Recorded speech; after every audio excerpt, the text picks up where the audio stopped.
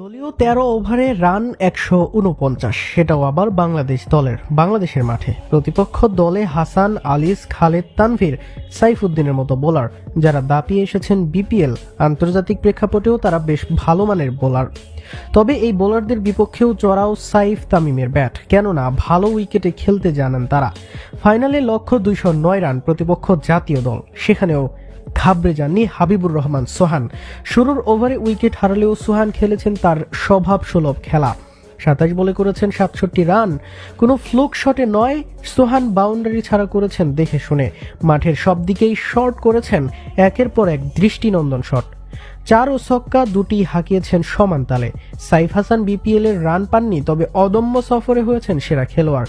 Stroke make করেছেন, spin ও পেসে সমান হাঁকিয়েছেন। গত এশিয়া কাপে হেসেছিল সাইফের ব্যাট, বিশেষ করে যেসব ম্যাচে পিচ ছিল ব্যাটিং সুলভ, সেসব ম্যাচে ভালো করেছেন সাইফ বিশেষভাবে। কেননা সাইফ টাইমিং নির্ভর, বলের বাউন্সের উপর নির্ভর করেন। বোলিং মানের পিচে তার টাইমিং হয়ে যায় এলোমেলো। অপরদিকে সোহান স্ট্রোক মেকার, এই ধরনের ব্যাটসম্যানদের সুযোগ দিতে দরকার ভালো পিচ। পরিপূর্ণ দক্ষ হয়ে তাদেরকে সামলাতে হবে আন্তর্জাতিক ক্রিকেট। এরপর হয়তো সময়ের প্রয়োজনে মানিয়ে নিতে হবে, তবে তার আগে দক্ষতাটাও ভালো করে দরকার সোহানদের, যাতে আন্তর্জাতিক মঞ্চে বড় রানের মাইন্ডসেট ও নার্ভ থাকে তার।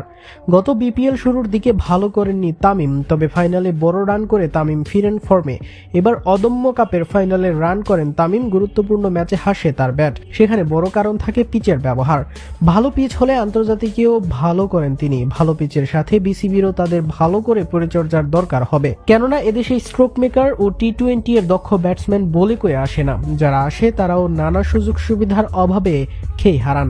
তামিম, সাইফ, সোহানরা সম্ভাবনা দেখাচ্ছেন, তাদেরকে এবার আলো দেখাতে হবে বিসিবির। সে আলোটা তারা দেখাতে পারলে আগামী দিনে সঠিক পথে আগাবে বাংলাদেশের ক্রিকেট।